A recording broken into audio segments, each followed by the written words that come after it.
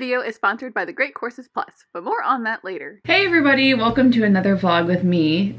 This week we are going to be experiencing the ICU, which is the intensive care unit. And it's going to be my first time in an ICU, working at one. I don't know what I'm doing at all. And my shift starts in 3 hours. I've been on my night shift, so I'm used to waking up at 5 p.m. and going to sleep around 8 a.m. So this transition that is so sudden is pretty difficult and I won't be able to do it. So I guess I'm gonna go into work wide awake. I cleaned my apartment, I went grocery shopping, Calyx is here, fat as ever. I'm very, very nervous for my first time working in ICU. I know there's a lot of things that I have yet to learn about, like ventilators, all things that I'm going to be kind of thrown into. So I'm very nervous, but I have you guys to come with me and experience the horror. No, I'm just kidding, experience this. So if you guys want to see me experience the ICU, then keep on watching. Let's go to work.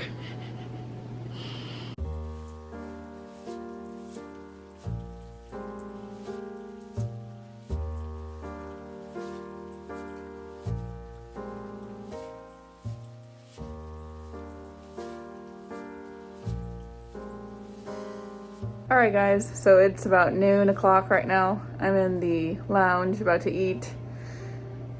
Gosh, I don't really like ICU. It's my first day and I don't know anything, so that is probably contributing a lot to my disdain for this, but I picked surgery because I don't like long rounds. And a lot of medical management, and that's exactly what ICU is. And it's important to know as a physician, you know, it's just to know. But definitely I don't think this is something I would want to do forever. You know, keep in mind that I also have no experience in this, and this is just a huge learning curve. Like, I don't know what anyone's talking about at all.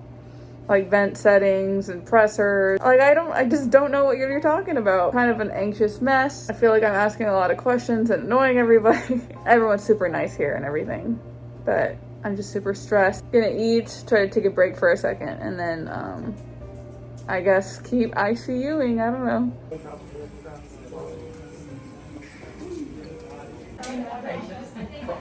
I think you'd scare away a lot of patients. Okay, first shift of ICU is done. I am very, very exhausted. I don't know if I like ICU. The whole time we were rounding for extended periods of time, I was just like, wow, I really, you know, remember why I chose surgery and not, you know, internal medicine. But who knows, you know, maybe that will change. This is my first day. Obviously, I'm very overwhelmed. The night's gonna be another one of those nights where I just go to sleep and don't eat and don't relax and don't watch TV or don't study or don't do anything, but just go straight to sleep. And it's only 6:48, but I'm just so tired. Good night, world. I promise I'll start waking up hopefully soon. Ugh. What do you want? You want to go home and go to sleep because you're very tired and done with the day. But then people and animals are expecting you to give them the attention and affection that they need. All right, come here, Calyx. Alrighty, good night, everybody. At all. Okay, what he's getting at is this figure. They're related through this. That's all. You know? So we were rounding and my attending said, America, first, we don't need to harass IR for this patient. Secondly, there's a hole in your pants. I'm gonna need my life to stop being so embarrassing. That's right in the middle.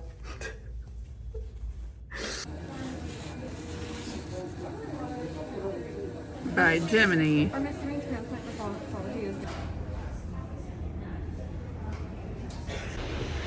Okay, 6:30, finally done with work. Very exhausted. Hey everybody, so right now it is Thursday, I believe, 5:30 in the morning. I am switching from days to nights, so I don't have a shift until 7 p.m. which means that I have pretty much the whole day to do things. I had to sit down for an evaluation with one of my attendings, and she says I'm doing really well. She says that something to help me as a surgeon is to start brushing my teeth with my left hand, because I'm right-handed, as are most people, and I have very little practice with my left hand. So this will be something every morning to get in the use of using my left hand. So let's go. Whenever I finally have a day off, especially during the daytime, I definitely like to go exercise. Right now, I'm in a bit of some nature park area, and it's just nice to get some fresh air away from a hospital setting. So let's just enjoy the time away from work.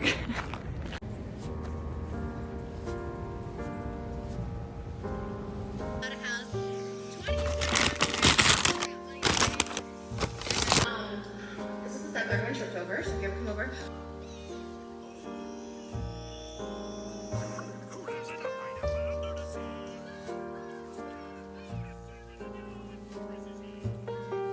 Around noon, when I finished my daytime activities, I took a 4-hour nap, woke up around 4, ate outside with Calix so that he could get some outdoor time for me having to go to work. But now it's time to get ready for work, so let's go. Oh man, guys, medicine is just... My hair is very dead, my skin is extremely pale and dry. My under eye circles are full blown. I'm getting old at an accelerated rate. Like my attending said or told me earlier, you gotta learn to pace yourself, because this is a very, very long marathon. Okay guys, I have made it to work. I found the sleep room. Goodness gracious. What on tarnation is this? Is this a television? My upper level just said, all right, America, I'm going on break. Keep everyone alive, would you? Okay, I can do that, I think. Oh my gosh, look what my resident just got. Listen, you're never... First night of ICU, and patient with pH of 6.9 is coming in. Using some downtime to read. This is the Marino's The Little ICU book, pretty popular ICU book, and learning about cardiac arrest, just in case I need this information later. Hey everybody, live update from the bathroom. It is 3 a.m. I'm making it through my night shift. I'm very, very exhausted, but sometimes you can take naps when you're working here. However, since my upper levels were taking a nap, one of us has to be conscious for all of the things that our ICU patients need. So I've been awake and it's been difficult, but only 4 more hours. Right now, my patients are kind of like a mix. Some of them are dying and others are, you know, on the upswing, probably going to be discharged from the ICU within the next couple hours. So it's all sorts of people. There's people who've been here one day and will leave tomorrow, and there's people who've been on our service for weeks. And they all have different problems. Luckily for us, our COVID cases are going down, down, down. We can go back to a SICU, the surgical ICU, being about surgical patients instead of being about COVID patients, which is great. I made it just in time. You know, my first SICU experience is with surgical patients and not COVID patients anymore. So great. I guess I'll never know how to treat COVID, but that's okay with me. All right, everybody. See you in a few more hours.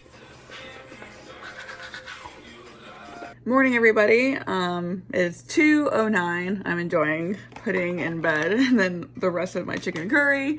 How my morning's going so far? It is now 5:48 p.m. I'm about to get ready to, I think I'm gonna go grab a smoothie or something and then go to work in just a bit. I wanted to talk about burnout and residency. It has come to my attention from medical students of like the current are saying that there's a certain atmosphere or environment in the med med school influencer YouTube community, like a competitive kind of environment. And I don't remember it used to being like that, but much like it is in real life, the medical community on YouTube is getting kind of competitive and all about who's better than the other one. But can I just like be that person to just keep it real? You know, I don't feel like there's a lot of that ever, you know, not even in my day-to-day life. There's not a lot of that on YouTube either, especially not on social media, of people who just keep it real and are just honest. That's so hard to find, especially, you know, in medicine. Everyone's always like, I'm the best. They all have their egos. Everything's perfect. I'm in control. It would just be nice if we could all just be honest and real and talk about how we really feel and what this is honestly doing to us, which is why it's really important for me to be vulnerable on YouTube and tell y'all how I feel, how I actually feel. I'm not burnt out. I honestly am not burnt out. I love my program, but residency is very difficult. It's very hard, especially on nights when you are constantly, you know, awake during the night and asleep during the day. So, you know, not only am I already isolated because of the hours that I work, I see even less patients and work with even less coworkers at night than I do during the day. So my amount of human interaction is very, very limited. I have Calyx and that's about it. I'm in a new city all by myself. I have one best friend who's out of town and isn't around. I'm very alone, very lonely. That's a recurrent theme in my life in general, not just since I started residency, but you know, ever since I was a kid, I've always been different, always been kind of, you know, isolated by choice and involuntarily.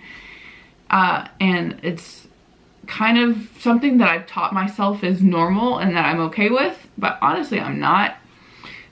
It does bother me a lot. I don't know, it happens so much to me that I feel like I must be doing it to myself. Because how else can it happen this regularly to me? I don't see anybody else dealing with that.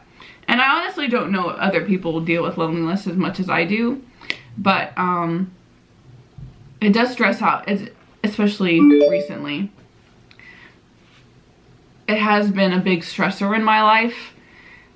It makes me feel like I don't really have anybody to talk to.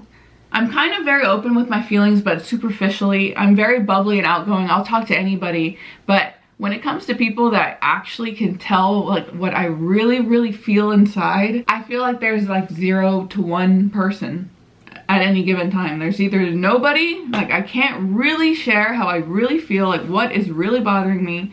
Maybe every once in a while I'll have like one friend who I'm like, look, I know I'm about to sound insane, but this is how it is in my head. You know, that constant loneliness compounded by the nights, compounded by this new ICU rotation where I don't really know anything. I'm out of my element, constantly feeling like I don't know what's going on. And don't worry about me, like I'm taking care of myself. I'm you know, talking, reaching out to family and friends and all that. I'm taking care of myself. Do not worry at all. But I do want to share like what I've been currently going through so that anybody at any time who ever watches this video who needs to know that someone else has felt that way before can know. That way there is solace in knowing that you're not alone. Medicine and healthcare and, you know, life in general is very difficult. So, you know, it's important to be open, be real, and share how you really feel from time to time. Sometimes on camera. But anyway, something else that I'm going to do to kind of improve my mood is I'm about to go get a smoothie and then I have to go back to work. Luckily, I have really nice coworkers. I have really great patients. I'm learning very well on my ICU rotation. I think I'm picking it up pretty fast. So I feel like today was like the first day where I could just breathe you know, like that weight wasn't on my chest as heavy this morning. So let's go do that, guys. Taking a little break off of work, sitting in the middle of a lobby in the dead of night.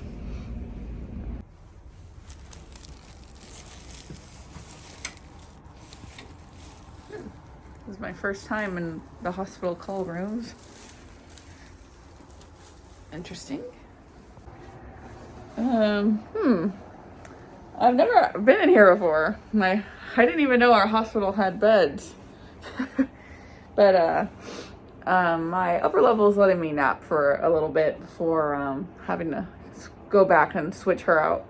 So I'm gonna take a little nap, I suppose, in this little hotel area we got with these are patient blankets, definitely. Oh, all right. Well, I pronounced my first patient death today, so this week is just getting better and better. On that note, I'm gonna go take a nap. God, it's cold. Okay. 1 hour nap commence. No, guess I don't need this. Also, I hope there aren't bed bugs, because rumor is that there are bed bugs, but these look clean, I guess. All right, peace. All right, guys, another night in the ICU, eating like total garbage. Need to stop not packing my food so that I don't keep eating from a vending machine. I'm all by myself in the ICU, and everything is completely calm and normal for now. Good morning, everybody. This is honestly how I wake up every morning. My cat is usually like near me by my feet or by my face when I wake up. So that's a lovely surprise every morning. You never know where he's gonna be and how much hair I'm gonna have in my face. All right, I'm a big advocate of look good, feel good. I don't look good. I want to feel good.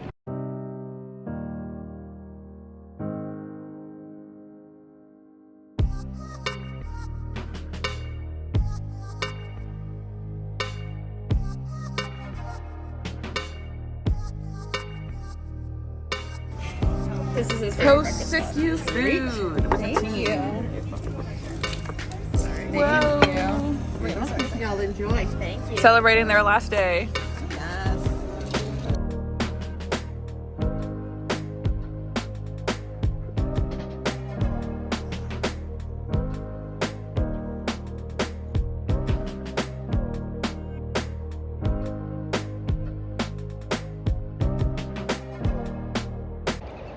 I'm feeling a lot better.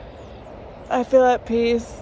Today's my day off, so I'm resting and feels really good. The other day, someone who I don't know came up to me and told me I looked tired.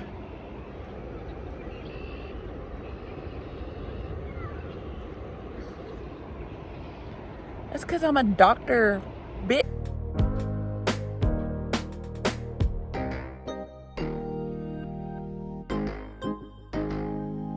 Thank you guys so much for watching the video. I really hope you enjoyed it. I hope that it gives you some motivation and some solace in your life. I know, like, I have my own difficulties. Some people have their own unique difficulties, like feelings of failure, feelings of not being wanted, feelings of making the wrong choice. We all kind of are going through our own challenges and our own journeys. So, I mean, this is just mine. So I hope that it is helpful to somebody out there. And if it is, then I guess that means my job is done. One place that I like to go for resources on how to maintain mindfulness especially, you know, in medicine where it's very easy to kind of get caught up in like your own life, is thegreatcoursesplus.com. They have a lot of videos about mindfulness and meditation and well-being that I definitely like to watch and definitely learn from. One of the videos that I watched recently was The Science of Mindfulness. The lecturer is a professor from Harvard who kind of goes through the steps of what a human needs to have well-being. In one of the episodes, they talk about finding interconnectedness or interbeing and realizing that, you know, in a way, you know, whatever your religious belief is, we're all kind of connected, and this isn't a story all about us, although it can seem that way. And so whenever you're always living for you and your feelings, you can start to feel lonely. But whenever you start to encompass, like, you know, that other people are important, you can live for other people and you can start to have other people in consideration and not always think about what you do or don't have. The Great Courses Plus is a subscription-based on-demand video learning service with top-notch lectures from professors from Ivy League universities or experts coming from the Smithsonian or the National Geographic. Through your subscription, you get access to a huge library of over 11,000 video lectures over almost any topic that you can think of, like science, math, literature, psychology, or how to play chess. The Great Courses Plus is offering my subscribers a free trial. Please show your support to my channel by subscribing to the Great Courses Plus. To start your free subscription or to visit the website, just click the link in my subscription box below, or you can go to the link right here, thegreatcoursesplus.com/America. Click on the link in the description box below to start your free trial today. Thank you guys oh so much. As always, please leave comments, questions below, and I'll try to answer them. I love you guys so much, and I will see you in my next video. Goodbye, everybody.